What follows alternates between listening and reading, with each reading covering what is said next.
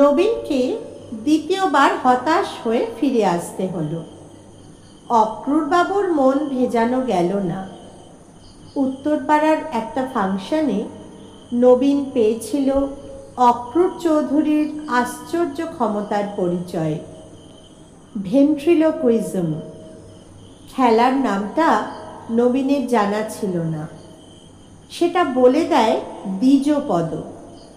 দ্বিজুর বাবা অধ্যাপক। তার লাইব্রেরিতে নানান বিষয়ের বই। দ্বিজু নামটা বলে বানানটাও শিখিয়ে দিল।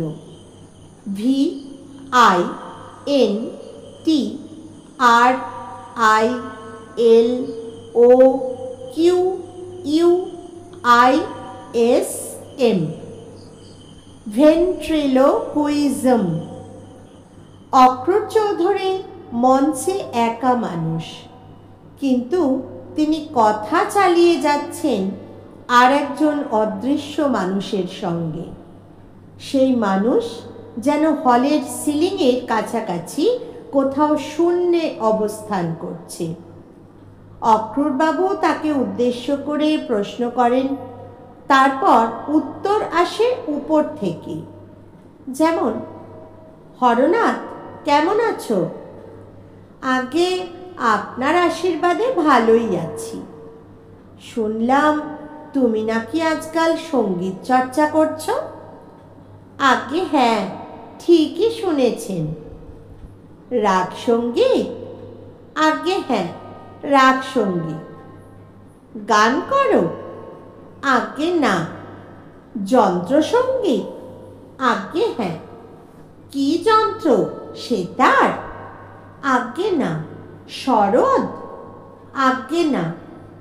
তবে কি বাজাও? আগে গ্রামোফোন।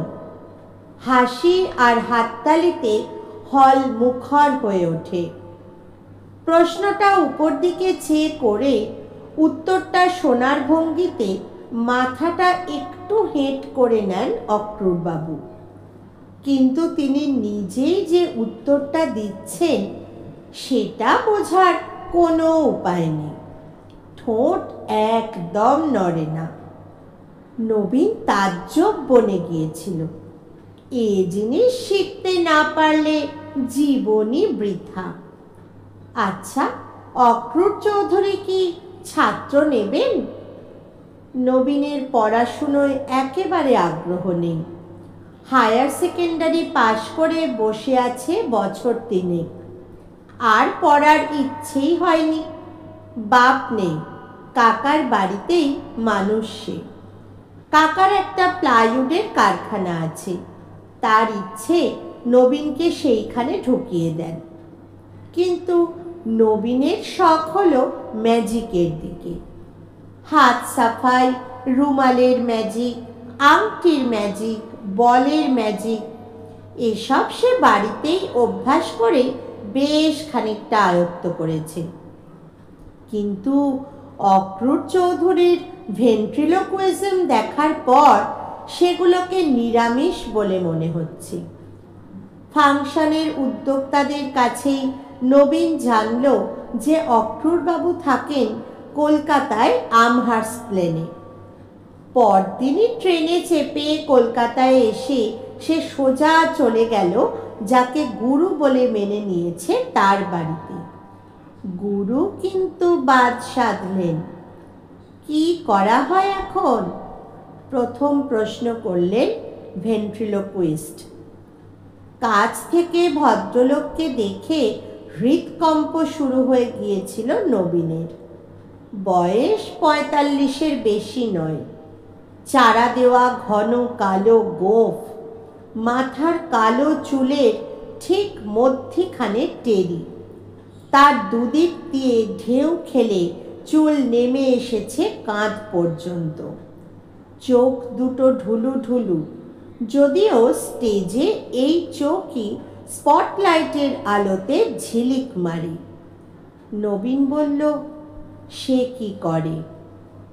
এই সব শখ হয়েছে কেন?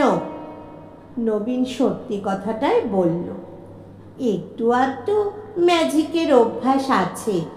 কিন্তু এটার শখ হয়েছে আপনার সেদিনের পারফরমেন্স দেখে।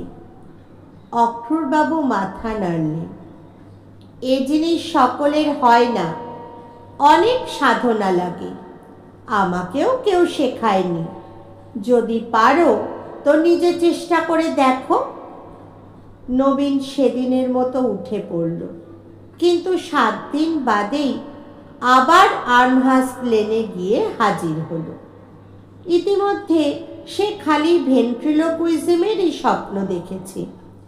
এবার দরকার হলে সে অক্রুরবাবুর হাতে পায়ে ধরবে। কিন্তু এবার আরও বিপর্যয়। এবার অক্রুরবাবু তাকে একরকম বাড়ি থেকে বারই করে দিলেন। বললেন, আমি যে শেখাবো না সেটা প্রথমবারেই তোমার বোঝা উচিত ছিল। সেটা বোঝনি মানে তোমার ঘটে কোনো বুদ্ধি নেই। আর বুদ্ধি না থাকলে কোনো রকম ম্যাজিক চলে না। এই ম্যাজিক তো নয়। প্রথমবারে নবীন মুষড়ে পড়েছিল। এবারে তার মাথা গরম হয়ে গেল। চুলোয় যাক অক্রুর চৌধুরী।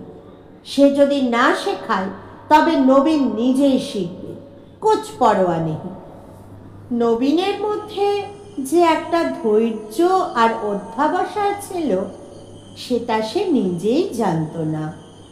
কলেজ স্ট্রিটে একটা বইয়ের দোকান থেকে ভেন্ট্রিলোকুইজম সম্বন্ধে একটা বই কিনে নিয়ে সে শুরু করে দিল তার সাধনা।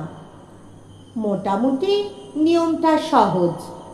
প বর্গের অর্থাৎ প, ফ, ব, ভ, ম, কেবল এই কটা অক্ষর উচ্চারণ করার সময় ঠোঁটে ঠোঁট ঠেকে, ফলে ঠোঁট নাড়াটা ধরা পড়ে যায়।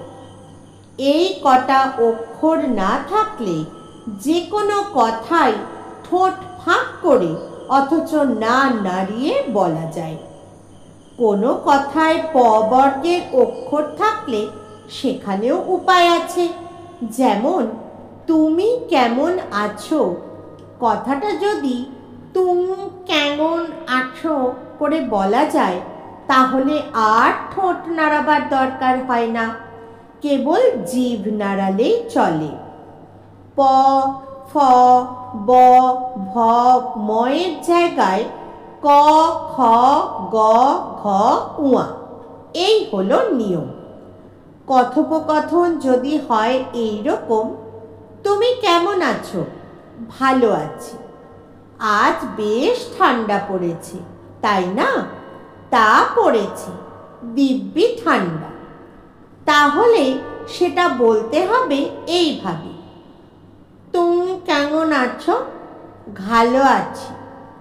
আজ বেশ ঠান্ডা পড়েছে, তাই না?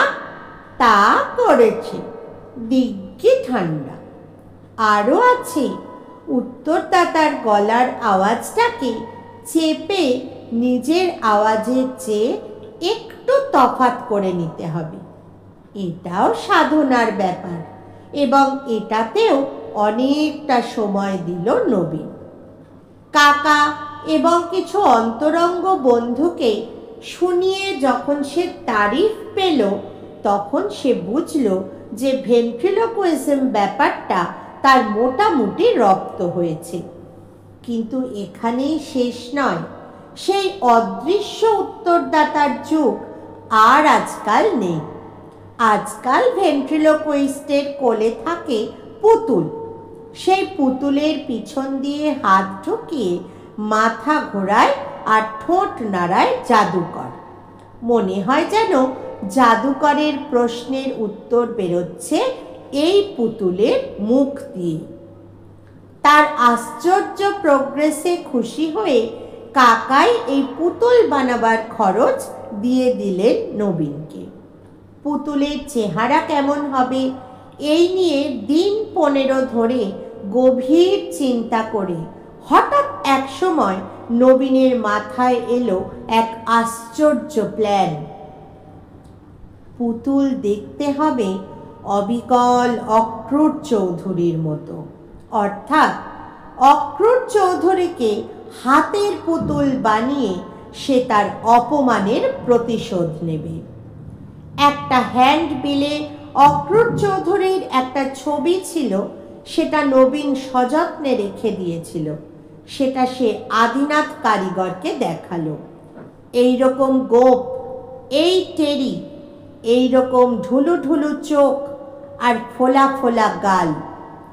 সেই পুতুল যখন মুখ নাড়বে আর ঘাড় ঘোরাবে নবীনের কোলে বসে, তখন কি রগরটাই না হবে। আশা করি তার শো দেখতে আসবেন অক্রুর চৌধুরী। 7 দিনের মধ্যে পুতুল তৈরি হয়ে গেল।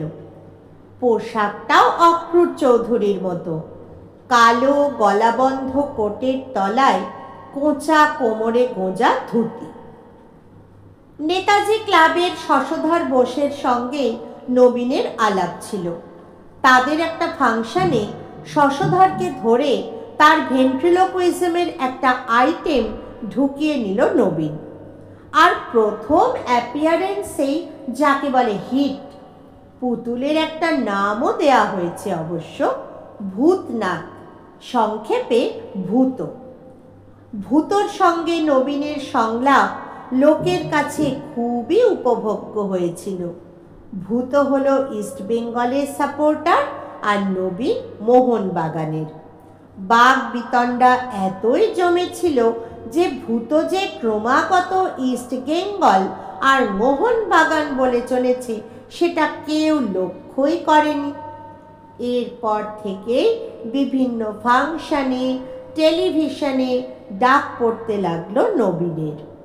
নবীনও বুঝল যে ভবিষ্যৎ নিয়ে আর তার কোনো চিন্তা নেই। রুজি রোজগারের পথ সে পেয়ে গেছে। অবশেষে একদিন অক্রুর চৌধুরীর সঙ্গে দেখা হলো নবীনের। মাস 3 হলো নবীন উত্তরপাড়া ছেড়ে কলকাতায় মির্জাপুর স্ট্রিটে একটা ঘর ভাড়া নিয়েছে। বাড়িওয়ালা সুরেশ মুৎসুদ্দি বেশ লোক। নবীনের খ্যাতির কথা জেনে তাকে সমীহ করে চলেন। সম্প্রতি মহাজাতি সদনে একটা বড় ফাংশনে নবীন এবং ভূত প্রচুর বাহবা পেয়েছে। ফাংশনের উদ্যোক্তাদের মধ্যে আজকাল নবীনকে নিয়ে কারাকারি পড়ে গেছে। নবীনের নিজের ব্যক্তিত্বেও সাফল্যের ছাপ পড়েছে। তার চেহারা ও কথাবার্তায় একটা নতুন জৌলুস লক্ষ্য করা যায়। হয়তো মহাজাতি সদনের অনুষ্ঠানেই অক্রুরবাবু উপস্থিত ছিলেন এবং অনুষ্ঠানের উদ্যোক্তাদের কাছ থেকেই নবীনের ঠিকানাটা তিনি জোগাড় করেছিলেন। সেদিনের আইটেমে নবীন আর ভূতর মধ্যে কথাবার্তা ছিল পাতাল রেল নিয়ে। যেমন, কলকাতায় পাতাল রেল হচ্ছে, জানো তো ভূত? কই না তো। সে কি, তুমি কলকাতার মানুষ হয়ে পাতাল রেলের কথা জানো না? ভূত মাথা নেড়ে বলল, তবে হাসপাতাল রেলের কথা শুনেছি বটে। হাসপাতাল রেল সেটা আবার কি? তাই তো শুনি, একটা বিরাট অপারেশন, সারা শহরের গায়ে ছুরি চলছে। শহরের এখন তখন অবস্থা, হাসপাতাল ছাড়া আর কি? আজ নবীন তার ঘরে বসে নতুন সংলাপ লিখছিল লোডশেডিংকে কেন্দ্র করে। লোডশেডিং, জিনিসের দাম বেড়ে যাওয়া, বাস ট্রামে ভিড় ইত্যাদি যেসব জিনিস নিয়ে শহরের লোক সবচেয়ে বেশি মেতে ওঠে, ভূতর সঙ্গে সেই সব নিয়ে আলোচনা করলে দর্শক সবচেয়ে বেশি আনন্দ পায়, এটা নবীন বুঝে নিয়েছে। আজকের নকশাটাও বেশ জমে উঠেছিল। এমন সময় দরজায় টোকা পড়ল। নবীন দরজা খুলে বেশ খানিকটা হকচকিয়ে দেখল অক্রুর বাবু দাঁড়িয়ে আছেন। আসতে পারি? নিশ্চয়। নবীন ভদ্রলোককে ঘরে এনে নিজের চেয়ারটা তার দিকে এগিয়ে দিল। অক্রুরবাবু তৎক্ষণাৎ বসলেন না, তার দৃষ্টি ভূতর দিকে। সে অনড়ভাবে বসে আছে নবীনের টেবিলের এক কোণে। অক্রূরবাবু এগিয়ে গিয়ে ভূতকে তুলে নিয়ে তার মুখটা বেশ মন দিয়ে দেখতে লাগলেন। নবীনের কিছু করার নেই। সে যে খানিকটা অস্বস্তি বোধ করছে না সেটা বললে ভুল হবে, তবে অক্রূরবাবুর হাতে অপমান হবার কথাটা সে মোটেই ভোলেনি।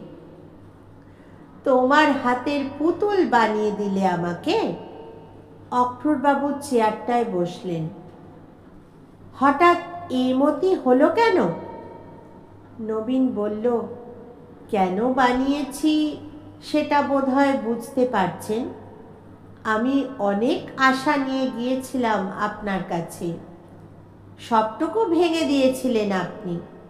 তবে এটুকু বলতে পারি, আপনার এই প্রতিমূর্তি আমাকে আজ প্রতিষ্ঠা এনে দিয়েছে। আমি খেয়ে পড়ে আছি এই জন্যই। অক্রূরবাবু এখনো ভূতর দিক থেকে চোখ সরাননি। বললেন, তুমি জানো কি না জানি না, বারাসাতে সেদিন আমার একটা শো ছিল। স্টেজে নেমেই যদি চতুর্দিক থেকে ভূত ভূত বলে টিটকিরি শুনতে হয়, সেটা কি খুব সুখকর হয় বলে তুমি মনে করো? তোমার ভাত কাপড় আমি জোগাতে পারি, কিন্তু তোমার জন্য যে আমার ভাত কাপড়ের পথ বন্ধ হয়ে যাচ্ছে, তার কি হবে? তুমি কি ভেবেছ আমি এটা এত সহজে মেনে নেব কিনা? সময়টা সন্ধ্যা, লোডশেডিং। টিম টিম করে দুটি মোমবাতি জ্বলছে নবীনের ঘরে। সেই আলোয় নবীন দেখল অক্রূরবাবুর চোখ দুটো স্টেজে যেমন জ্বলজ্বল করে সেইভাবে জ্বলছে। ছোট্ট মানুষটার বিশাল একটা দোলায়মান ছায়া পড়েছে ঘরের দেওয়ালে। টেবিলের ওপর ঢুলু ঢুলু চোখ নিয়ে বসে আছে ভূতনাথ, অনড়, নির্বাক। তুমি জানো কিনা জানি না, বললেন অক্রূরবাবু, ভেন্ট্রিলোকুইজমেই কিন্তু আমার জাদুর দৌড় শেষ হয়ে যাচ্ছে না। আমি 18 বছর বয়স থেকে 38 বছর বয়স পর্যন্ত আমাদের দেশের একজন অজ্ঞাতনামা অথচ অসাধারণ ক্ষমতা সম্পন্ন জাদুকরের শিষ্যত্ব করেছি। কলকাতা শহরে নয়, হিমালয়ের পাদদেশে এক অত্যন্ত দুর্গম স্থানে। সে জাদু আপনি মঞ্চে দেখিয়েছেন কখনো? না, তা দেখায়নি, কারণ সেসব স্টেজে দেখানোর জিনিস নয়। রোজগারের পন্থা হিসাবে আমি সে জাদু ব্যবহার করব না, এই প্রতিশ্রুতি আমি দিয়েছিলাম আমার গুরুকে। সে কথা আমি রেখেছি। আপনি আমাকে কি বলতে চাইছেন সেটা ঠিক বুঝতে পারলাম না। আমি শুধু সতর্ক করে দিতে এসেছি, তোমার মধ্যে সাধনার পরিচয় পেয়ে আমি খুশি হয়েছি। ভেন্ট্রিলোকুইজম যেমন তোমাকে আমি শেখাইনি, তেমনি আমাকেও কেউ শেখায়নি।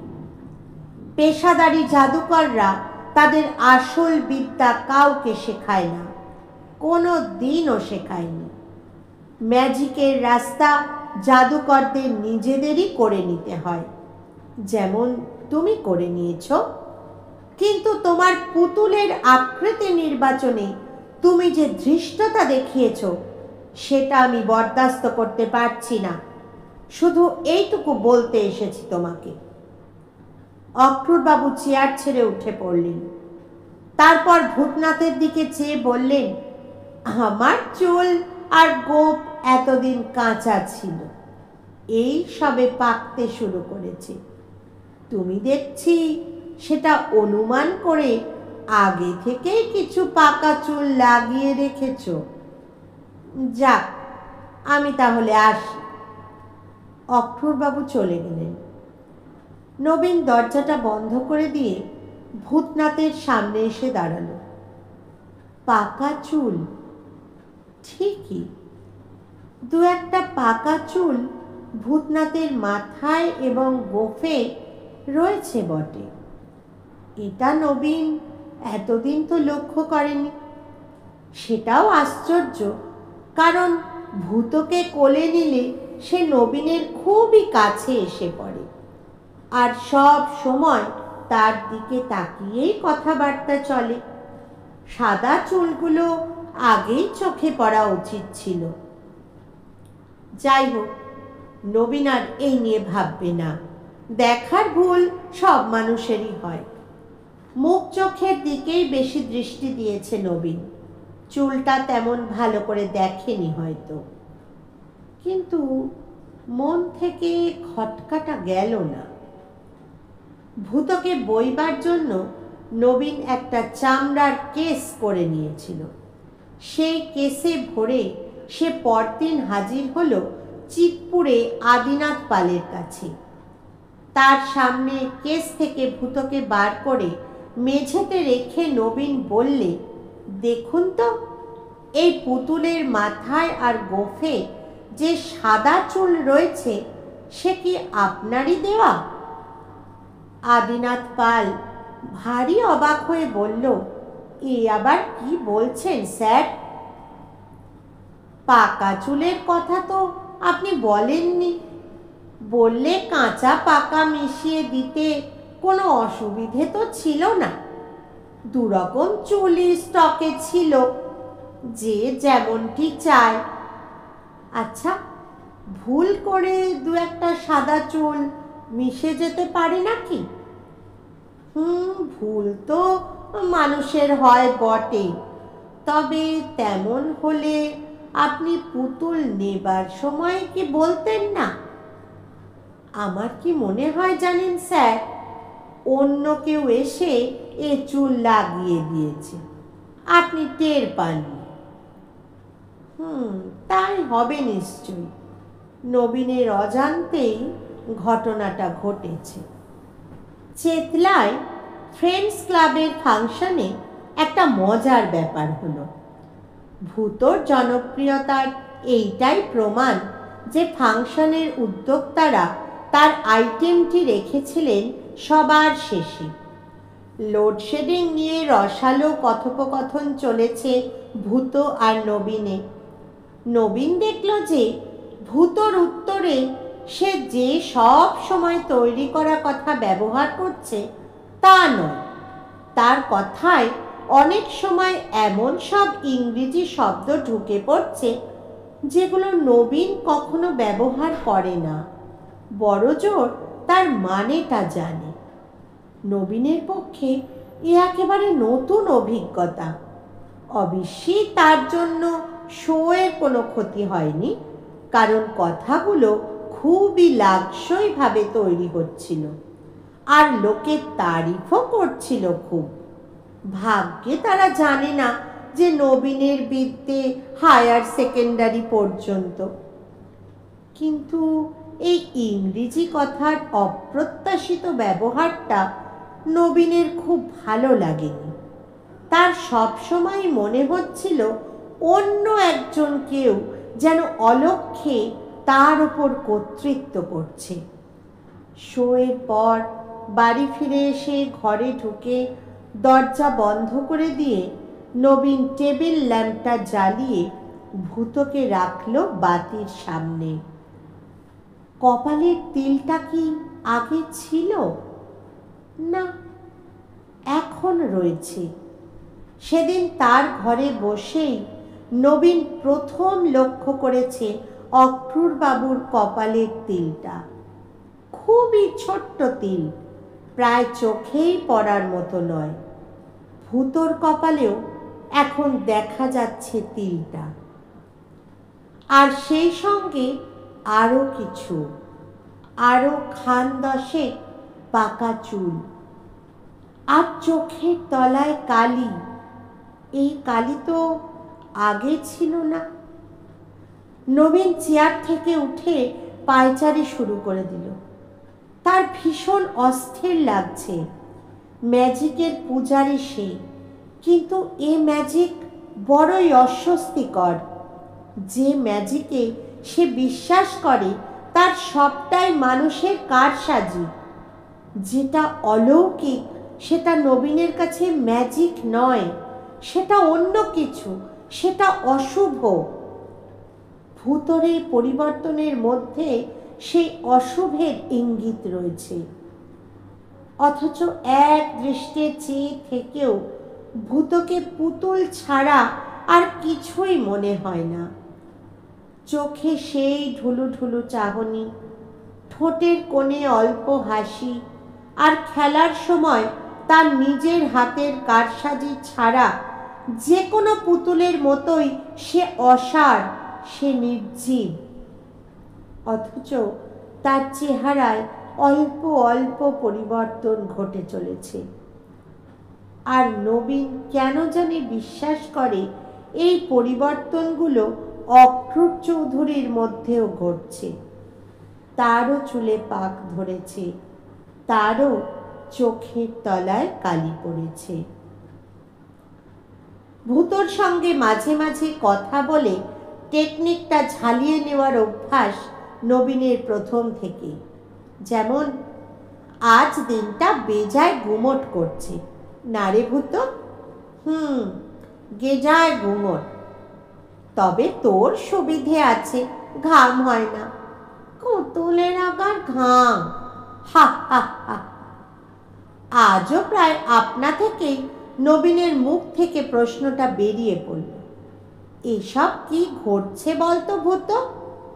উত্তরটা এলো নবীনকে চমকে দিয়ে, কর্মফল, কর্মফল। কর্মফল? নবীনের ঠোঁট দিয়েই উচ্চারণটা হয়েছে, যেমন হয় স্টেজে, কিন্তু উত্তরটা তার জানা ছিল না। এটা তাকে দিয়ে বলানো হয়েছে। কে বলিয়েছে সে সম্বন্ধে নবীনের একটা ধারণা আছে। সে রাত্রে চাকর শিবুর অনেক অনুরোধ সত্ত্বেও নবীন কিচ্ছু খেল না। এমনিতে রাত্রে ওর ঘুম ভালোই হয়, কিন্তু সাবধানের মার নেই, তাই আজ একটা ঘুমের বড়ি খেয়ে নিল। একটা নাগাদ বুঝতে পারল বড়িতে কাজ দেবে। হাত থেকে পত্রিকাটা নামিয়ে রেখে হাত বাড়িয়ে টেবিল ল্যাম্পটা নিভিয়ে দিতেই চোখের পাতা বুজে এলো। ঘুমটা ভেঙে গেল মাঝরাত্রিরে। ঘরে কে কাশল? সে নিজেকে, কিন্তু তার তো কাশি হয়নি। অথচ কিছুক্ষণ থেকেই যেন খুব খুব করে শব্দ শুনতে পাচ্ছে সে। ল্যাম্পটা জ্বালালো নবীন। ভূতনাথ বসে আছে সেই জায়গাতেই, অনড়। তবে তার দেহটা যেন একটু সামনের দিকে ঝোঁকা, আর ডান হাতটা ভাঁজ হয়ে বুকের কাছে চলে এসেছে। নবীন ঘড়িতে দেখল 3:30। বাইরে পাহারাওয়ালার লাঠির ঠক ঠক। দূরে কোথাও কুকুর ডাকছে। একটা পেঁচা কর্কশ স্বরে ডাকতে ডাকতে উড়ে গেল তার বাড়ির ওপর দিয়ে। পাশের বাড়িতে কারুর কাশি হয়েছে নিশ্চয়, আর জানলা দিয়ে হাওয়া এসে ভূতর শরীরটাকে সামনে ঝুঁকিয়ে দিয়েছে। 20 শতাব্দীতে কলকাতা শহরের জনবহুল মির্জাপুর স্ট্রিটে তার এহেন অহেতুক ভয় অত্যন্ত বিসদৃশ্য। নবীন ল্যাম্পটা নিভিয়ে দিল এবং অল্পক্ষণের মধ্যে ঘুমিয়ে পড়ল। পরদিন ফিনলে রিক্রিয়েশন ক্লাবের বাৎসরিক ফাংশনে নবীন প্রথম ব্যর্থতার আস্বাদ পেল। প্রকাণ্ড হলে প্রকাণ্ড অনুষ্ঠান। যথারীতি তার আইটেম হলো শেষ আইটেম। আধুনিক গান, আবৃত্তি, রবীন্দ্রসঙ্গীত, কত্থক নৃত্য ও তারপর নবীন মুন্সির ভেন্ট্রিলোকুইজম। সকালে বাড়ি থেকে বেরোবার আগে নিজের গলার যত্ন নেবার জন্য যা করার সবই করেছে নবীন। গলাটাকে পরিষ্কার রাখা খুবই দরকার, কারণ সূক্ষ্মতম কন্ট্রোল না থাকলে ভেন্ট্রিলোকুইজম হয় না। স্টেজে ঢোকার আগে পর্যন্ত সে দেখেছে তার গলা একদম ঠিক আছে। এমনকি ভূতকে প্রথম প্রশ্ন করার সময়ও সে দেখল গলা দিয়ে পরিষ্কার স্বর বেরোচ্ছে। কিন্তু সর্বনাশ হলো ভূতর উত্তরে। এ উত্তর দর্শকের কানে পৌঁছবে না, কারণ সর্দি কাশিতে বসে গেছে সে গলা। আর এটা শুধু ভূতর গলা, তার নিজের গলা কিন্তু সাফ এবং স্পষ্ট। লাউডার প্লিজ বলে আওয়াজ দিল পিছনের দর্শক। সামনের দর্শক অপেক্ষাকৃত ভদ্র, তাই তারা আওয়াজ দিলেন না। কিন্তু নবীন জানে যে তারা ভূতর একটা কথাও বুঝতে পারছেন না। আরও 5 মিনিট চেষ্টা করে নবীনকে মাপ চেয়ে স্টেজ থেকে বিদায় নিতে হলো। এমন লজ্জাকর অভিজ্ঞতা তার জীবনে এই প্রথমবার। সেদিনের পারিশ্রমিকটা নবীন নিজেই প্রত্যাহার করল। এই অবস্থায় টাকা নেওয়া যায় না। এই বিভীষিকাময় পরিস্থিতি নিশ্চয়ই চিরকাল চলতে পারে না। অল্প দিনের মধ্যেই আবার স্বাভাবিক অবস্থা ফিরে আসবে, এ বিশ্বাস নবীনের আছে। ভাদ্র মাস, প্রচণ্ড গরম, তার উপরে এই অভিজ্ঞতা। নবীন যখন বাড়ি ফিরল তখন রাত 11:30। সে রীতিমতো অসুস্থ বোধ করছে।